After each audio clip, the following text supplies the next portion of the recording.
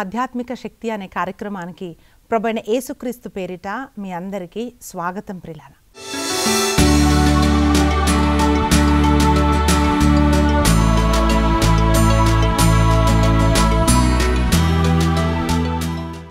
నాకు ice cream ఇష్టం, sweet ఇష్టం, వాళ్ళు ఇష్టం, వీళ్ళు ఇష్టం అని మనం అంటూ ఉంటాం.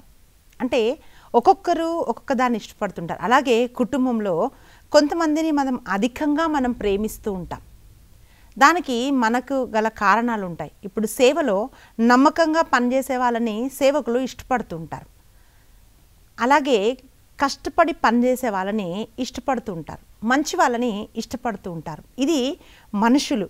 అయితే దేవుడు ఎవరిని ఇష్టపడుతూ ఉంటాడు? పిల్లరా, పౌలు గారు దేవుని ఆత్మచేత రోమిలు రాసిన లేఖ 16వ అధ్యాయము 12వ వచనంలో ఆయన అంటున్నాడు, ప్రియమైన పెర్సిసుకు శుభాకాంక్షలు, ఆమె ప్రభునందు బహుగా ప్రయాసపడింది అని ఆయన ఆమెకు శుభాకాంక్షలు తెలియజేస్తున్నాడు. ప్రియ సహోదరి, ప్రియమైన అని ఇప్పుడు మనం ఎవరినైనా సరే హాయ్ డియర్ అంటాం. అంటే అది నిజంగా ప్రేమ ఉన్నా లేకపోయినా సరే అలా అనేస్తూ ఉంటాం. కానీ అభిషిక్తుడైన పౌలు గారు ఒక మాట చెప్పారు అని అంటే ఆ మాటకి ఎంతో విలువ ఉంది పిల్లలు. అందుకే ఆయన రాస్తున్నప్పుడు ప్రియమైన అని రాస్తుంటే అది తన సొంత ఆలోచన, సొంత మాట కాదు.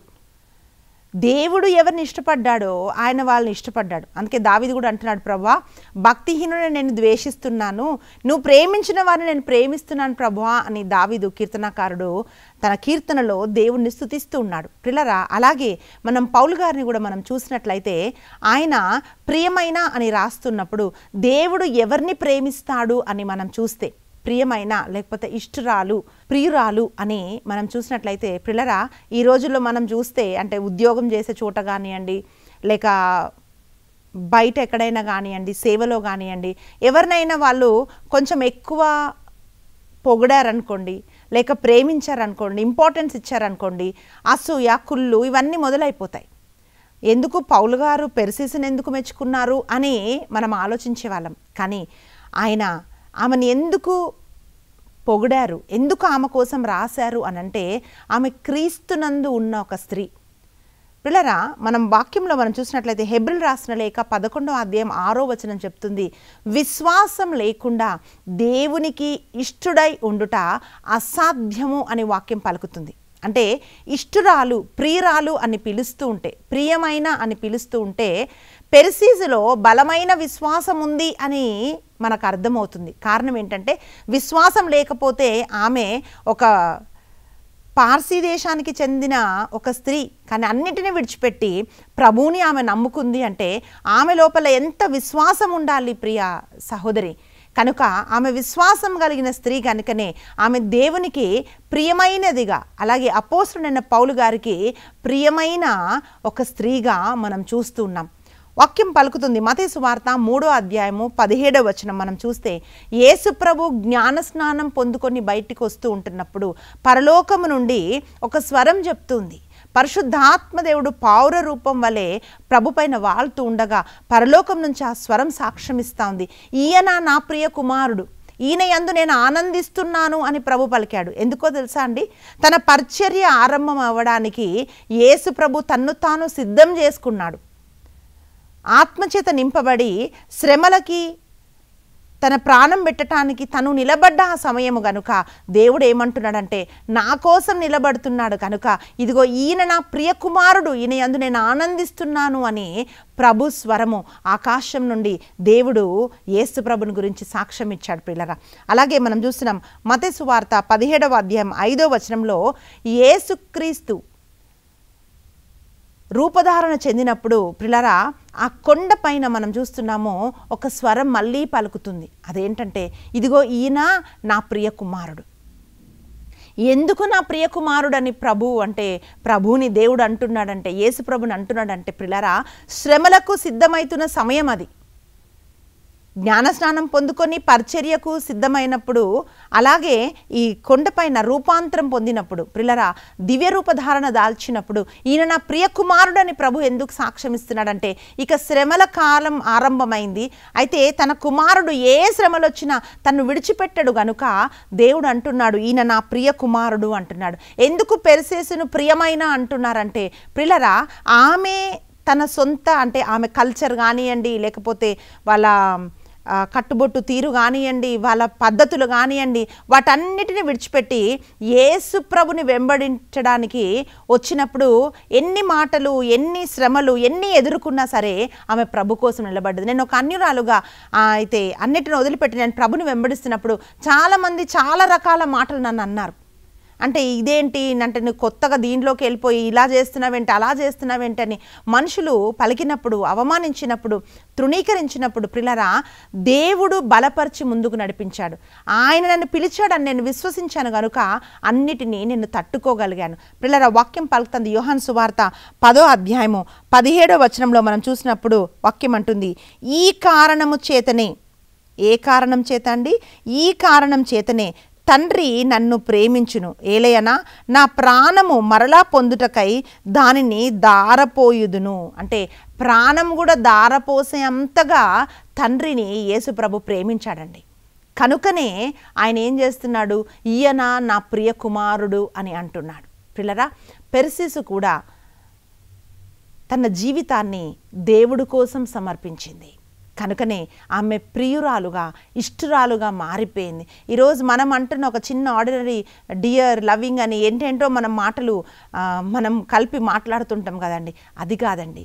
దేవుడు ఏమంటున్నాడంటే ఆయన చిత్తం చేసే వాళ్ళని, విశ్వాసంలో ఉన్న వాళ్ళని, దేవుడి కోసం నిలబడే వాళ్ళని ఆయన ప్రియమైన వాడు, ప్రియురాలు, ఇష్టురాలు అని దేవుడు పిలుస్తున్నాడు. మనము బైబిల్ గ్రంథంలో మనం చూస్తే పిల్లరా దానియేలుని దేవుడు అంటున్నాడు, ఈయన నాకు బహుప్రియుడు అంటున్నాడు. దావీదుని ఈయన నా హృదయానుసారుడు అన్నాడు కదండి.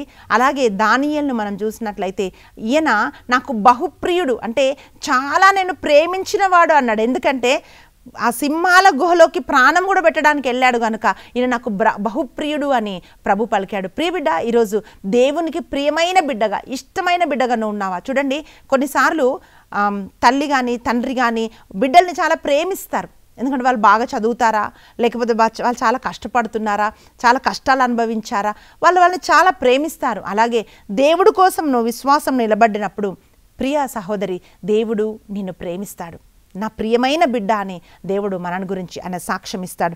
వాక్యం ఏమంటుందంటే ఫిలిప్పీ రాసిన లేఖ 4వ అధ్యాయము 1వ వచనంలో మనం చూసినట్లయితే, అలాగే 2 కొరింథీ రాసిన లేఖ 7వ అధ్యాయము 1వ వచనంలో, 1 పేతురు రాసిన లేఖ 2వ అధ్యాయము 11వ వచనంలో కూడా మనం చూస్తే వాక్యం ఇట్లా పలుకుతుంది. ప్రియులారా, మనము ఫిలిప్పీ రాసిన లేఖ 4వ అధ్యాయము 1వ వచనంలో మనం చూసినట్లయితే వాక్యం ఇట్లా అంటుంది, కనుక సోదరులారా మీరు నాకు ఎంతో ప్రియులు, మిమ్ము చూడవలనని నాకు ఎంతో అభిలాష, మీరు నా ఆనందం, మిమ్మను గూర్చి నేను గర్వించుచున్నాను అని పౌలు గారు అంటున్నారు. అంటే న్యూ టెస్టిమెంట్లో మనం చూసినట్లయితే నూతన నిబంధనలో ఎవరెవరైతే దేవుని సేవ చేస్తున్నారో, దేవుని చాలా ప్రేమించారో వాళ్ళందరినీ పౌలు గారు ప్రేమించారు. అయితే పెర్సిసు దేవుణ్ణి ప్రేమించిన స్త్రీ కనుక పౌలు గారు ప్రియమైన అని ఆమెను గురించి ఆయన సంబోధించినట్లుగా మనం చూస్తున్నాం. ప్రియబిడ్డ, ఈరోజు నిజంగా నువ్వు దేవునిలో విశ్వాసం కలిగి ఉన్నావా? దేవుని నువ్వు ప్రేమిస్తున్నావా? వాక్యం అంటుంది, మనుషులు లోకాన్ని ప్రేమిస్తున్నారు, వ్యర్థమైన దాన్ని ప్రేమిస్తున్నారు, కానీ దేవుణ్ణి ప్రేమించటానికి మనుషులు ఇష్టత చూపించటం లేదు. ఆమె ఎందుకు ప్రియమైంది అయిందంటే దేవుణ్ణి ప్రేమించింది, విశ్వాసంలో నిలబడ్డది. రెండోదిగా బహుప్రయాసపడినది. అంటే ప్రియమైనదిగా ఉన్నప్పుడు దేవుడు ఎట్లా బహుకరిస్తాడు అని మనం చూస్తే కొలస్సీ రాసిన లేఖ 3వ అధ్యాయము 12వ వచనంలో మనం చూస్తున్నాం. ప్రియులారా, అక్కడ వాక్యం అంటుంది, కొలస్సీ రాసిన లేఖ 3వ అధ్యాయం 12వ వచనంలో మనం చూస్తే దేవుడు ప్రేమించిన వారికి దేవుడు ఏం చేస్తాడు? ఆదికాండము 37:3లో యోసేపుకి తన తండ్రి ఒక నిలువుటంగిని ఇచ్చాడండి. ప్రియులారా, ఆ నిలువుటంగి ఎందుకు ఇచ్చాడంటే వృద్ధాప్యంలో పుట్టిన కుమారుడు కనుక ఆయన ఏం చేస్తున్నాడంటే యాకోబు తన కుమారుడైన యోసేపుకి నిలువుటంగినిచ్చాడు. ప్రేమించిన దానికి గుర్తుగా ఆ నిలువుటంగిని కొట్టించాడని మనము ఆదికాండము 37:3 మనం చూస్తున్నాం. అలాగే దేవుడు మనల్ని ప్రేమించినప్పుడు ఎలాగైతే యాకోబు తన కుమారుడైన యోసేపుకి అంగి ఇచ్చాడో దేవుడు మనకేమి ధరింపజేస్తాడు అని మనం చూసినట్లయితే ప్రియులరా, కొలస్సీ రాసిన లేఖ 3:12 ఇట్లా పలుకుతుంది, మీరు దేవునిచే ఎన్నుకోబడిన ప్రజలు, ఆయనకు పరిశుద్ధులను ప్రియులను అయిన వారు. గమనించాలండి, ఏమంటున్నాడండి? మీరు దేవునిచే ఎన్నుకోబడిన ప్రజలు, ఆయనకు పరిశుద్ధులను ప్రియులను అయిన వారు కాబట్టి మీరు దయ, కనికరము, వినయము, సాత్వికత, ఓర్పును అలవర్చుకొనుడి అని ఉంది కదండి. అది ఇంగ్లీష్లో ధరించుకొనుడి అని ఉందండి. అంటే ఎలాగైతే ఆ యాకోబు యోసేపుకి ఆ నిలువుటంగిని ధరింపజేశాడో ప్రిలరా, అలాగే మనం చూసినట్లయితే ఇక్కడ తండ్రి దేవుడు మనం ఆయనని ప్రేమిస్తే ఆయన మనకు వీటన్నిటినీ ఆయన ధరింపజేస్తాడంట. ఏంటండి? జాలిగల హృదయంని, దయని, కనికరముని, వినయమును, సాత్వికతను, ఓర్పుని ఆయన మనకు ధరింపజేస్తాడంట. అంటే ఈ ఫలాలన్నీ కూడా దేవుడు మనకిస్తాడంట. చూడండి, క్రిస్మస్ రాగానే లేకపోతే పండుగలుగా వస్తే అకేషన్స్ ఏమన్నా ఉంటే మనం వెళ్ళి మంచి మంచి బట్టలు కొనుక్కుంటాం. ఆ బట్టలకి అంటే ఆ బట్టని బట్టేదానికి విలువ ఉందండి కదా ప్రిలరా. ఇక్కడ ప్రభువు మనకి విలువైన వస్త్రాలు ఆయన ఇస్తున్నాడు. ఇవన్నీ కూడా ప్రభు తన ప్రియమైన వారికి ధరింపజేస్తాడంట. ప్రియ సహోదరి, అందుకనే వాక్యం ఏమంటుందంటే పెర్సీసు ఇష్టమైనది గనక దేవుడు వీటన్నిటితో ఆమెను ఆయన దీవించాడు. ఇంకా ఆమెను గురించి ఒక గొప్ప క్వాలిటీ మనం ఏం చూస్తున్నామంటే ఆమె క్రీస్తునందు బహుగా ప్రయాసపడ్డదంటండి. అంటే మామూలు ప్రయాస కాదు, బహుగా ప్రయాసపడ్డదంట. కొన్నిసార్లు నన్ను చూసినప్పుడు చాలామంది అడుగుతుంటారు, మీరు టీచరా అండి అని అడుగుతారు. ఎందుకంటే వాక్యం చెప్తున్నప్పుడు లేకపోతే వాక్యం ప్రిపేర్ చేస్తున్నప్పుడు టీచర్ ఎట్లాగైతే ఒక నోట్స్ ప్రిపేర్ చేస్తుందో నేను అలా నోట్స్ ప్రిపేర్ చేస్తాను. పాయింట్స్గా వాటన్నిటిని నేను రాసుకుంటాను. ఎందుకంటే పిల్లరా, నేను టీచర్ని కనుక, టీచర్గా నేను పని చేశాను కనుక అది నేను వాక్యం చెప్తుంటున్నప్పుడు అది కనిపిస్తుంది. చూడండి, ఒక మనిషి చేసే పని బట్టి ఆ మనిషి మనస్తత్వం అర్థమవుతుంది. అలాగే ఇప్పుడు చూడండి, ఒక మంచి అకౌంటెంట్ లేకపోతే మంచి ఫైనాన్స్ డీల్ చేసే వాళ్ళు అనుకోండి, వాళ్ళు ఖర్చు పెట్టే విధానం బట్టి అంటే ఎక్కడ వేస్ట్ అవుతుంది, ఎక్కడ ఖర్చు పెట్టకూడదు, ఎక్కడ ఖర్చు పెట్టాలని వాళ్ళు క్యాలిక్యులేటెడ్గా ఉంటారు. కారణం ఏంటంటే వాళ్ళు ఎప్పుడు డీల్ చేసేది డబ్బుతోనే కనుక వాళ్ళు చేసే పనిలో మనకు అర్థమవుతుంటుంది, ఓహో వీళ్ళు అంటే డబ్బులు వీళ్ళతో చాలా కరెక్ట్గా వీళ్ళు డీల్ చేస్తారని. అలాగే కొంతమందిని చూసినప్పుడు వీళ్ళు టీచర్ అని అనిపిస్తుంది. అంటే ఇంకా కొన్నిసార్లు చూసినప్పుడు వాళ్ళ ప్రొఫెషన్ వాళ్ళు చేస్తున్న పనిలో కనిపిస్తుంది ప్రిలారా. అలాగే మనం చూసినట్లయితే ఈమె బహుగా ప్రయాసపడింది. కారణం ఏంటంటే పెర్సిసు ఒక బానిసలాగా పనిచేసింది. కనుకనే ప్రభు పని చేసినప్పుడు కూడా ఆమె ఎట్లా పనిచేస్తుంది అంటే ఒక బానిసలాగానే ఆమె పనిచేసింది. కొంతమంది ఎట్లుంటారంటే వాళ్ళ పనులంటే ఇంట్రెస్ట్గా చేస్తారు, అదే దేవుడు పని అంటే ఇంట్రెస్ట్ ఉండదు, వేరేళ్ళ పని అంటే ఇంట్రెస్ట్గా ఉండదు. అందుకే అంటుంటారు పెద్దవాళ్ళు, అంటే వేరే వాళ్ళది మంగళవారం అంటారు, అంటే ఇంకా అదేం పని చేయాల్సిన పని లేదు అన్నట్టుగా ఏదో పైకి వాళ్ళు చేసేస్తూ ఉంటారు. కానీ పెర్సిసు మనస్తత్వం అట్లా లేదండి.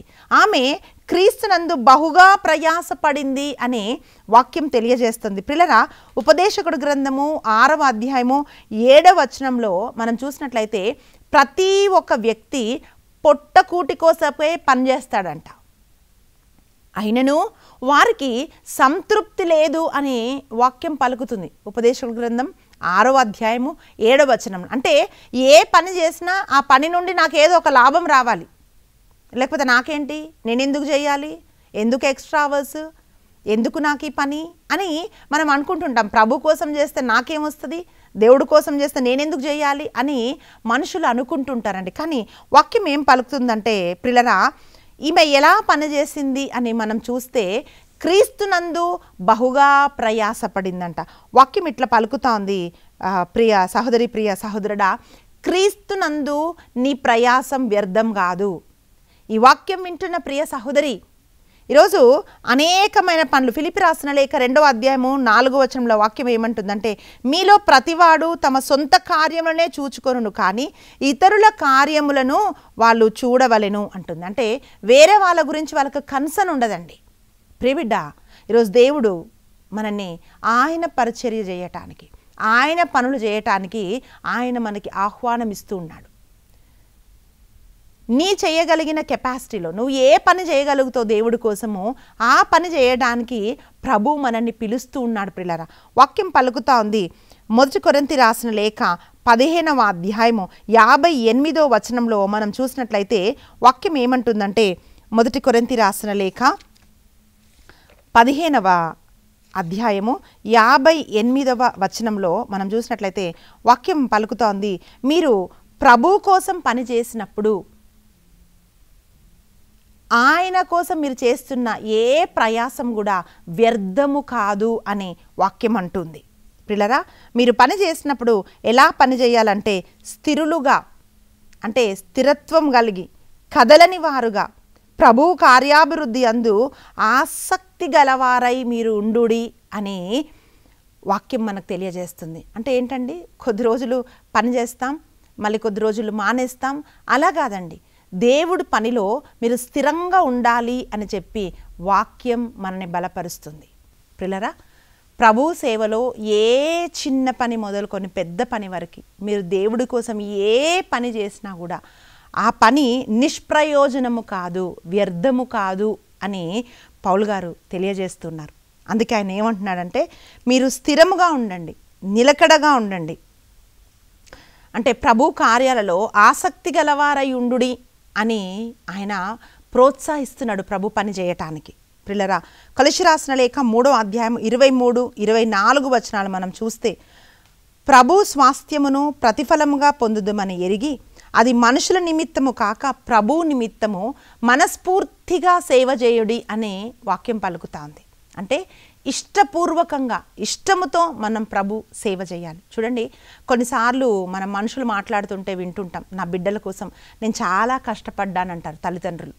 ఇంకొంతమంది బిడ్డలు అంటూ ఉంటారు, మా పేరెంట్స్ కోసం మేము చాలా కష్టపడ్డామండి, వాళ్ళు సిక్ అయిపోయినప్పుడు మేము వాళ్ళని చూసుకున్నాం, వాళ్ళ కోసం చాలా కష్టపడ్డాం. ఇంకా కొన్నిసార్లు మన తోబుట్టువుల కోసం మనం కష్టపడతాం, అంటే అక్క కోసము, చెల్లి కోసము, తమ్ముడు కోసం ఇలా కష్టపడుతూ ఉంటాం. వాళ్ళ కోసం, మా తమ్ముడు కోసం కష్టపడ్డానండి, అక్క కోసం కష్టపడ్డానండి అని చెప్తాం. కొన్నిసార్లు మన ఫ్రెండ్స్ కోసం మనం కష్టపడతాం. ప్రియులారా, ఇది మంచిదే. మీ బిడ్డల కోసం మీరు ప్రయాసపడ్డారు, పనిచేశారు, మీ స్నేహితుల కోసము, తోబుట్టుల కోసం, వీళ్ళందరి కోసం మీరు పనిచేశారు కదా, అదంతా మంచిదే. కానీ ప్రభుదినం వచ్చినప్పుడు, ఆయన ముందు మనం నిలబడినప్పుడు, నువ్వు నీ దేవుని కోసం నువ్వు ఏం చేశావు, నా రాజ్యం స్థాపించబడటానికి నువ్వేం చేశావు అని ప్రభువు మనని ప్రశ్నిస్తే ఆ ప్రశ్నకు మన దగ్గర జవాబు ఉందా? ప్రియులారా, ఈరోజు ప్రియ సహోదరి, నీ బిడ్డల కోసం ఎంత కష్టపడుతున్నావు కదా, నీ భర్త కోసం ఎంత కష్టపడుతున్నావు కదా, మరి ప్రభు సేవలో నీ వల్ల అయినది ఒక చిన్న పని నువ్వు ప్రభు కోసం చేయకపోతే ప్రభు దినమున ఆయన నువ్వు ఎట్లా ఎదుర్కొంటావు? ఆయన కోసం నువ్వు ఏం చేసావని నువ్వు ప్రభువుకు చెప్తావు? ప్రియబిడ్డ, ప్రభు నీ కోసం తన ప్రాణాన్ని అర్పించాడు, నీకు రక్షణ ఇచ్చాడు, అనేక కార్యాలు చేసినప్పుడు అంత్య దినాలలో, దుర్దినాలలో మనం ఉంటుండగా ప్రభు కోసం చేయవలసిన ఒక బాధ్యత దేవుడు మనకు అప్పచెప్పుండగా దానికోసం మనం కష్టపడకపోతే దేవుడు మనల్ని అడుగుతాడు. అందుకే పౌలు గారు ఏమంటున్నారంటే, పెర్సీసు బహుప్రయాసపడ్డదంట. వాక్యం పలుకుతా ఉంది, ఆమె ప్రభునందు, అంటే దేవుడి కొరకు బహుప్రయాసపడ్డది. అంటే చాలా శ్రమపడి ఆమె కష్టపడి దేవుని కోసం కష్టపడి పనిచేసింది అని చెప్పి ఆయన ఆమెను మెచ్చుకుంటున్నాడు. అవును ప్రియ సహోదరి, ఈరోజు దేవుడి కోసం నువ్వు నిలబడాలని దేవుడు కోరుకుంటున్నాడు. అబ్రహాము త్యాగం చేశాడు, అది ఇస్సాకు అనుభవించాడు. ఇస్సాకు తర్వాత యాకోబు, అలా తరాలకి ఆశీర్వాదకరంగా దేవుడు వాళ్ళని ఉంచాడు. ఈరోజు ప్రభు కోసం నువ్వు చేసినది ఏది కూడా దేవుడు మర్చిపోడు. అందుకే వాక్యం పలుకుతుంది, ఆయన నామంలో గుక్కెడు మంచినీళ్ళు ఇస్తే ఆ నీటిని కూడా దేవుడు గుర్తుపెట్టుకుంటాడు. నేను సేవ చేస్తుంటున్నప్పుడు చాలాసార్లు నా స్నేహితులు, నా తల్లిదండ్రులు చాలామంది అనేవాళ్ళు, ఎందుకు నీకేమైనా జీతం ఇస్తున్నారా, ఎందుకు నీకేమైనా డబ్బులు వస్తున్నాయా, ఎందుకు ఇంత పరిగెడతావు, ఎందుకు నిద్ర లేకుండా తిండి లేకుండా ఎందుకు అని వాళ్ళు అడుగుతుండేవాళ్ళు. ఎందుకంటే లాభం వస్తేనే ఏదైనా పని చేయాలి. కానీ వాళ్ళకి అర్థం కానిది ఏంటో తెలుసా, తరాలకు సరిపడు ఆశీర్వాదాన్ని దేవుని పని చేస్తున్నప్పుడు మనం పొందుకుంటున్నాము. ప్రియ సహోదరి, ఇది ఎవరు దొంగిలించలేరు. అందుకే అబ్రహాము దీవెన అని మనం అంటున్నాం. అబ్రహాం ఎప్పుడో చేశాడు త్యాగం, కానీ అది ఇంకా ప్రభు గుర్తుపెట్టుకున్నాడు. ఈరోజు నీవు ప్రభు కోసం చేస్తున్నది ఏది కూడా దేవుడు మర్చిపోడు. నువ్వు విప్పుతున్న గుప్పిలి, నువ్వు ఆయన కోసం చేస్తున్న చిన్న అంటే ఆయన రాజ్యం కోసం చేస్తున్న ప్రార్థన, నువ్వు ఏదేదైతే ప్రభు కోసం చేస్తున్నావో వాటన్నిటిని ఆయన జ్ఞాపకం పెట్టుకొని దానికి ఆయన ప్రతిఫలం ఇస్తాడు. పెర్సేసులాగా బహుగా ప్రభు కోసం ప్రయాసపడటానికి దేవుడు మనకి పిలుపునిస్తున్నాడు. కళ్ళు మూసుకుందాం, మనం ప్రార్థన చేద్దాం. స్తోత్రము నాయన ఘనుడా, పరిశుద్ధుడా, నీ పరిశుద్ధమైన నామానికి స్తుతులు స్తోత్రాలు ప్రభా. అయ్యా పెర్సీసు ప్రియమైనదిగా ఉంటూ నా తండ్రి నీకు స్తోత్రము నాయన. ఎట్లాగైతే ప్రభువా అయ్యా బహుగా శ్రమపడి పనిచేసిందో నాయన, అలా నీ కోసం నీ రాజ్యం స్థాపించటానికి మేము పని చేయటానికి నీ కృపను అనుగ్రహించమని అడుగుతున్నాం. ఆసక్తితో పని చేయటానికి నాయన నీ కృపను అనుగ్రహించండి. సొంత పనులే చేసుకుంటున్నాం కానీ నీ కార్యాలు చేయటానికి ప్రభా మంచి మనస్సును మీరు దయచేసి అయ్యా నీ రాజ్య స్థాపనలో నా తండ్రి మమ్మల్ని కూడా మీరు వాడుకోమని ప్రార్థిస్తున్నాం. ఈ ప్రార్థనలో ఏకీభవిస్తున్న ప్రతి ఒక్క బిడ్డను మీరు దర్శించమని అడుగుతున్నాము నా తండ్రి. నీ ముందు నిలబడి నువ్వు నా కోసం ఏం చేస్తావు అన్నప్పుడు ప్రభా జవాబు చెప్పగలిగిన వారిగా అటు స్థానంలో మమ్మల్ని ఉంచమని నీ కృపా కనికరంలో నడిపించమని యేసు క్రీస్తు బలమైన నామమును ప్రార్థించి అడిగి వేడుకుంటున్నాం తండ్రి, ఆమేన్. ప్రియులారా, ఆయన కోసం ఆసక్తిగా పనిచేసిన పెర్సీసు పేరు బైబిల్ గ్రంథంలో రాయబడి ఉంది. బైబిల్ గ్రంథంలోనే కాదండి, జీవ గ్రంథంలో కూడా ఆయన మన పేర్లు రాసి పెట్టుకొని ఉంటాడు. ఎందుకంటే ఆయన మనల్ని ప్రేమించాడు, ప్రాణం ఇచ్చాడు కనుక ఆయన కోసం పనిచేయటానికి ఆసక్తితో హృదయపూర్వకంగా మనస్ఫూర్తిగా చేయాలని దేవుడు కోరుకుంటున్నాడు. దేవుడు మిమ్మల్ని ప్రేమిస్తున్నాడు. God bless you.